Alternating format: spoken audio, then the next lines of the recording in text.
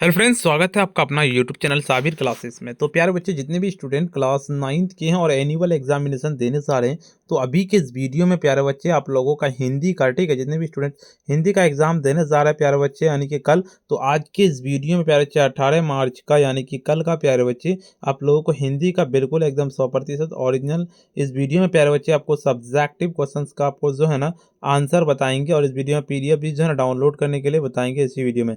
इससे पहले आपको हम ना ऑब्जेक्टिव बता दिए थे, उसका वीडियो का लिंक डिस्क्रिप्शन में दे दिए हैं, जाके देख लीजिएगा। सबसे पहले 3 घंटा 15 मिनट का टाइम मिलेगा और 100 नंबर का आपका एग्जाम होगा। ठीक है प्यारे बच्चे, देखिए 1 से लेकर के 100 तक ऑब्जेक्टिव पूछे जाएंगे, जिनमें से 50 बनाना है। वीडियो पे जितने भी स्टूडेंट नए आ रहे हैं, वीडियो को लाइक कर लीजिएगा। साथ में अगर आप चैनल को सब्सक्राइब नहीं किए हैं, सब्सक्राइब कर लीजिएगा। इस वीडियो को शेयर जरूर से कर लीजिएगा।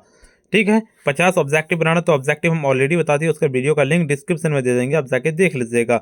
चलिए, इस वीडियो में सब्जेक्टिव कवर करने वाले, तो सब्जेक्टिव क्वेश्चन की ओर चलते हैं, उसके बाद हम इसका आंसर बताएंगे। देखिए गद्यांश वाला है, इस गद्यांश को देखिए पढ़ सकते हैं आप। गद्यांश को हम इसका क्वेश्चन पढ़ेंगे। क्या कहता है, फिजी में किसका आयोजन किया गया है? 12वें विश्व हिंदी सम्मेलन की एक शाखा विशेषता क्या रही है?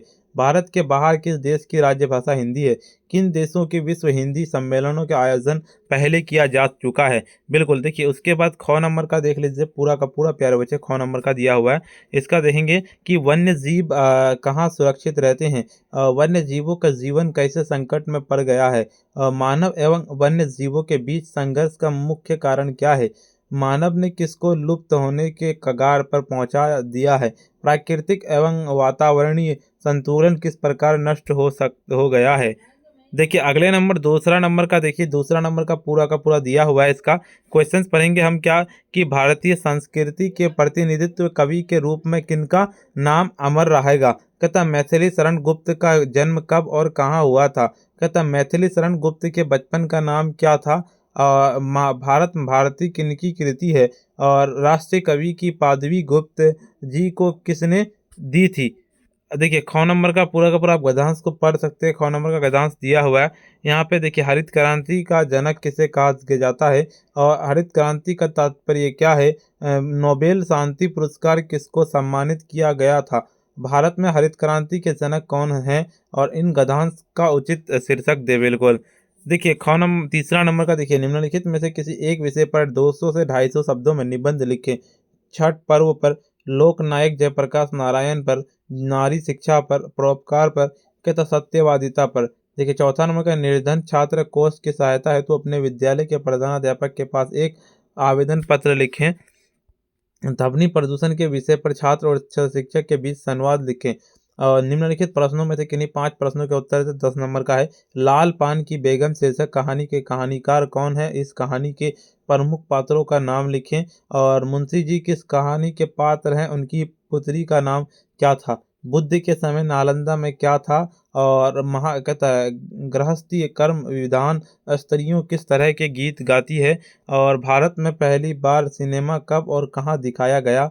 कवि मंजन के सच्चे प्रेम की क्या कसौटी बताई है? कावित्री महादेवी वर्मा किस मिलन नहीं करने की बात करती है? कवि केदारनाथ अग्रवाल आज़ाद हिंदुस्तान के गीतों को फूलों की खेती क्यों कहना चाहते हैं? बिहार के सबसे पहली फिल्म किसने बनाई थी और उस फिल्म का नाम क्या था? बिहार के किन्हीं 2 महत्वपूर्ण नाटक लेखकों के नाम एवं नाटक के नाम बताएं। निम्नलिखित में से किसी एक प्रश्न का उत्तर दें। देखिए, तुम्हारी जी 5 एकड़ जमीन, वह तो समझो गिद्धों के लिए मांस का लोथरा बनी है। इस प्रसंग में व्याख्या करें। कहता है विहंग, बंदी और चरण गा रहे करती गायन, छोड़कर मैदानी तारकों की फौजी सारी भाव स्पष्ट कीजिए। देखिए चलिए, इसका हम आपको आंसर बताते हैं, उससे पहले वीडियो को लाइक कर दीजिएगा। साथ में चैनल को सब्सक्राइब नहीं किया, सब्सक्राइब कर लीजिएगा। देखिए गद्यांशों का उत्तर देना है, क्वेश्चंस पढ़ेंगे। क्वेश्चंस दिया हुआ है आपका यहाँ पे, और इसका आंसर फिजी के 12वीं विश्व हिंदी सम्मेलन में आयोजन किया गया था। दूसरा नंबर का क्वेश्चन, 12वीं विश्व हिंदी सम्मेलन की खास विशेषता यह रही है कि प्रशांत क्षेत्र, फिजी, न्यूजीलैंड, ऑस्ट्रेलिया में आयोजित पहला विश्व हिंदी सम्मेलन था। तीसरा नंबर का लिखेंगे कि भारत में बाहर फिजी एक ऐसा देश जिनकी राज्य भाषा हिंदी है। इसे चौथा नंबर का ये क्वेश्चन देख लीजिए। विश्व हिंदी सम्मेलन में आयोजन पहले कहता मॉरिशस, कहता त्रिनिदाद, सूरीनाम, दक्षिण अफ्रीका आदि देशों में किया जा चुका है। देखिए आपका इसका लिखेंगे क्या, कि इस गद्यांश का उचित शीर्षक हो सकता है फिजी के विश्व हिंदी सम्मेलन। बिल्कुल देखिए पूरा का पूरा दिया हुआ है, इसको पढ़ लेना अच्छे से, ठीक है। इसका हम क्वेश्चंस पढ़ेंगे। जैसे 12वीं नंबर इसका रहेंगे, भारत संस्कृति के प्रतिनिधि कवि के रूप में किनका नाम अमर रहेगा। भारतीय संस्कृत में प्रतिनिधि कवि के रूप में मैथिली शरण गुप्त का नाम अमर रहेगा, बिल्कुल इसका, ठीक है। ऊपर की ओर चलेंगे, देखिए यहाँ पे दिया हुआ है इसका, क्या कहते हैं, मैथिली शरण गुप्त का सन 1886 ईस्वी में झांसी के निकट चीर गांव में हुआ था। और इसका लिख देंगे क्या, मैथिली शरण गुप्त के बचपन का नाम मैथिली कहता दीप कहता नंदन शरण था। और भारतीय किन की कृति है, तो भारत भारतीय मैथिली शरण गुप्त की कृति है। कहता है आपका राष्ट्रीय कवि की कहता पादवी गुप्त जी को किसने दी थी, तो राष्ट्रीय कवि के पादवी गुप्त जी को महात्मा गांधी जी ने दी थी। और देखिए तीसरा नंबर, किसी एक पर निबंध लिखना है, परोपकार पर लिखेंगे। परोपकार का अर्थ दूसरों की भलाई कार्य करना, यह भारतीय संस्कृति का एक महत्वपूर्ण हिस्सा है जो हमें दूसरों के प्रति दयालु, सहायक, संवेदनशील बनाने की प्रेरणा देता है। परोपकार केवल भारतीय सहायता देने तक ही सीमित नहीं है, बल्कि ये मानसिक, भावनात्मक और आध्यात्मिक है। परोपकार क्या कहता है आपका कि सबसे बड़ी विशेषता यह है कि बिना किसी स्वार्थ के किया जा सकता है। यह समाज समुदाय की भी जरूरतमंद व्यक्ति की मदद करता है बिना किसी व्यक्तिगत लाभ की इच्छा के। यह मानवता का प्रतीक जो इंसानियत को सर्वोपरि मानता है। महात्मा गांधी, स्वामी विवेकानंद, गुरु नानक जैसे महान संतों का जीवन परोपकार को सर्वोत्तम धर्म गांधी जी ने कहा था। अपने कर्मों के समाज का भला करो, यही सच्चा धर्म है। आज के आधुनिक समाज में परोपकार का महत्व और बढ़ गया है। उनके गैर सरकारी संगठन, एनजीओ, समाज सेवी संस्थाएं गरीबों और जरूरतमंदों को, विकलांगों की मदद करती है। ऐसे कार्य के समाज सकारात्मक बदलाव आते हैं और लोगों को दयालुता कहता आपका भावना को जागृत करती है। बिल्कुल इशारा लिख देना है। और देखिए चौथा नंबर है कि निर्धन छात्र को सहायता हेतु तो अपने विद्यालय प्रधानाध्यापक के पास एक आवेदन पत्र लिखे। विद्यालय के प्रधानाध्यापक का नाम, विद्यालय का नाम, विद्यालय का पता यहाँ लिख देना, आपका तारीख लिख देना। निर्धन छात्र को सहायता हेतु आवेदन पत्र, कहता मान्यवर सादर निवेदन है कि मैं आपका यहाँ पर अपना नाम लिख देना है, कक्षा आपको अपना लिख देना है। और छात्र अपने विद्यालय का अध्ययन कर रहा हूँ, मेरी आर्थिक स्थिति अत्यंत दयनीय है और घर की वित्तीय स्थिति बहुत कमजोर है। मेरे माता पिता आय का कोई स्थिर स्रोत नहीं है और मेरे शिक्षा का खर्चे को पूरा करने में असमर्थ है।